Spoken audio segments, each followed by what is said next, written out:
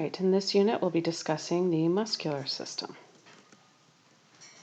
First of all, the functions of your muscles include, of course, movement. What muscles are able to do, and this is unique, is they have cells that can contract or shorten on command, which allows for movement.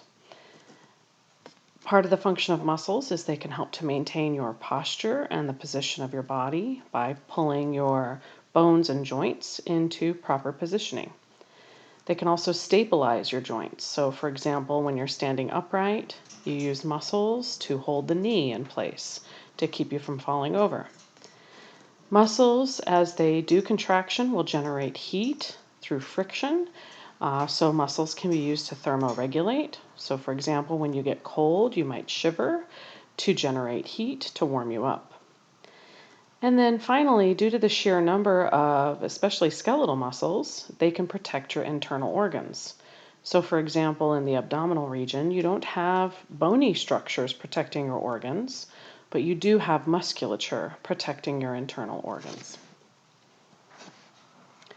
All right, the characteristics that are unique to muscle cells. This combination of characteristics is only found in muscle cells.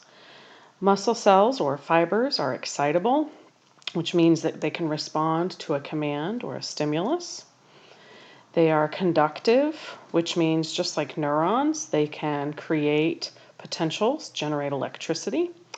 I will often refer to the electricity in a muscle fiber as a muscle potential, but you can also call it an action potential.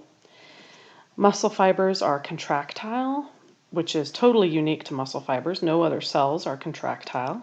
And that's the fact that a muscle fiber can shorten whenever it's stimulated. Muscle fibers are able to stretch, which we call extensible, and they will return to their original length after they're no longer stretched. We call that elasticity. So muscles, cells or fibers are capable of shortening, and in order to do that, they're going to have to convert chemical energy from a molecule called ATP into mechanical energy.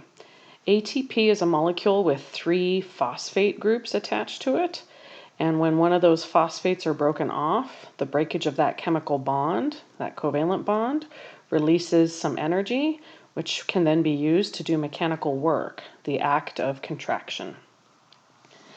As you learned in the histology notes in a previous unit, there are 3 types of muscle: skeletal, cardiac, and smooth.